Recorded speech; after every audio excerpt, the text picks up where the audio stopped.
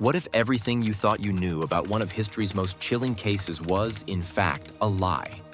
Jeffrey Dahmer, a name forever etched into infamy. But behind the official story of gruesome murders and a horrifying case lies a startling mystery.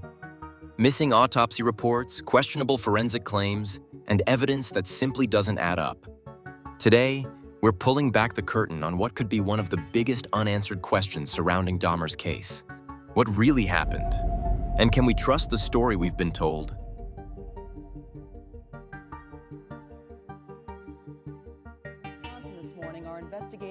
Jeffrey Dahmer. The name alone sends shivers down the spine.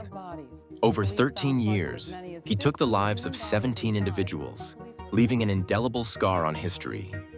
16 of his victims were killed in Wisconsin, 1 in Ohio, or so we are told. His crimes shocked the world, but this story doesn't just end with him.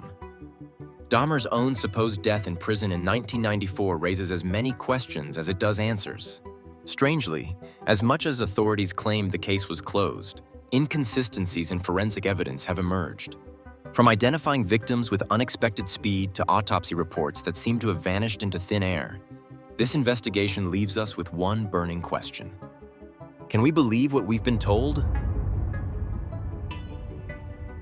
Here's where things start to unravel. According to official reports, the remains of 11 victims were identified in just 3 days. 3 days. Medical examiner Jeffrey M. Jensen himself echoed this claim in his 2017 article, Micro Disasters: The Case of Serial Killer Jeffrey Dahmer. Back in 1991, forensic science wasn't nearly as advanced as it is today. And yet, officials claim to have identified victims with methods that even experienced professionals today are skeptical of.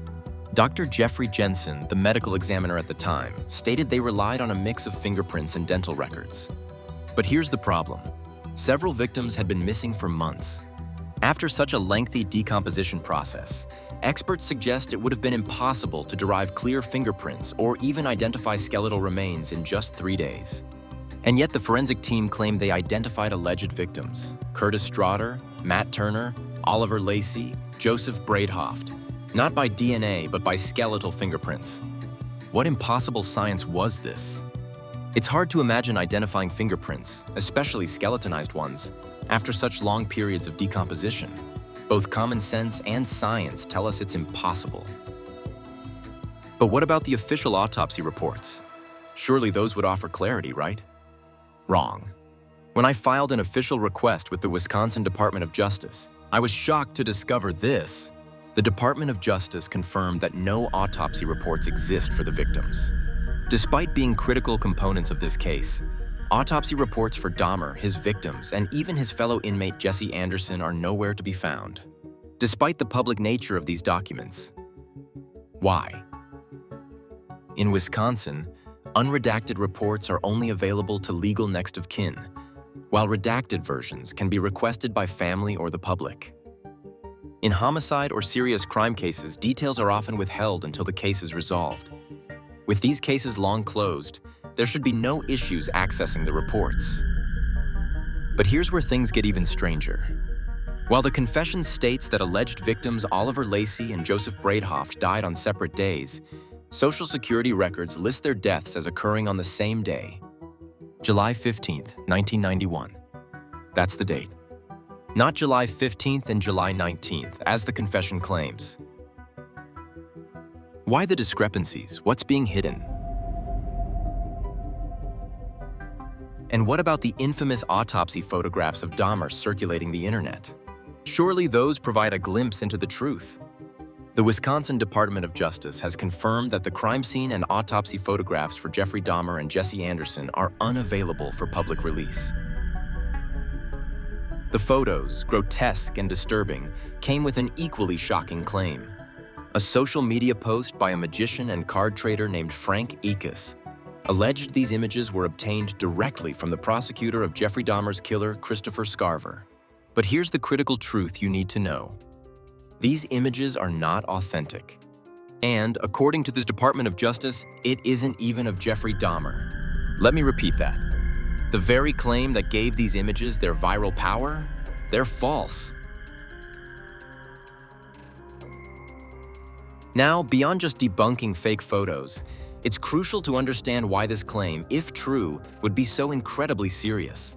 Frank Akis's assertion about the images being obtained from the prosecutor directly implies a serious breach of evidence protocol under Wisconsin Statute 165.81. This statute governs the strict rules for evidence disposal by law enforcement. Think about it. This is a major felony case involving the murder of Jeffrey Dahmer himself. Christopher Scarver allegedly remains incarcerated for these offenses. For evidence, especially sensitive images, to be disposed of, or worse, leaked while a defendant is still serving their sentence is a monumental violation. It undermines the entire integrity of the justice system and could have real-world legal repercussions. What's even more baffling?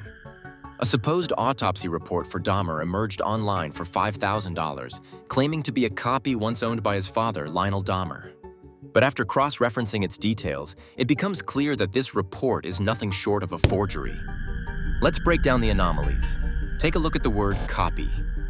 While copy can appear on legitimate documents, here it's handwritten, inconsistent, and looks out of place. That's a major red flag for any official record. Beyond that, the document's overall layout simply lacks the standard, formalized elements you'd expect from a real autopsy report. We're talking missing comprehensive toxicology sections, vague procedural details, and absolutely no signature verification stamps. These aren't minor oversights. They're fundamental components of official forensic documentation. Now, this report credits the University of Wisconsin-Madison Medical School. But here's where things get even more suspicious. In high-profile criminal cases, especially one as notorious as Dahmer's, autopsies are almost always handled by the county coroner or medical examiner's office, not a university. Unless there's verifiable proof of a specific contract between the county and the university for this particular autopsy, this affiliation simply doesn't add up. It's a significant detail that screams for independent verification. Look closer at the handwritten signature area. You'll spot odd inconsistencies. Official autopsy reports are typically typed, formalized, and tightly controlled. And the dates of death and autopsy? They appear clearly tampered with, another major warning sign. But perhaps the biggest red flag of all, lack of source traceability. Where did this report even come from? There's no evidence of how it was obtained or authenticated. A legitimate forensic document must come with a clear chain of custody or provenance. Without that, this report's credibility is beyond questionable. And finally, the misuse of official logos. Displaying a university logo instead of an official county department's isn't just shady. If it's not officially sanctioned, it could be illegal. It's almost certainly fake. Even more concerning, the report concludes the cause of death as blunt force trauma and labels it as murder. But here's the crucial catch. A medical examiner doesn't decide what constitutes murder. That's not their job. That legal determination is made by law enforcement, prosecutors, and ultimately, the courts.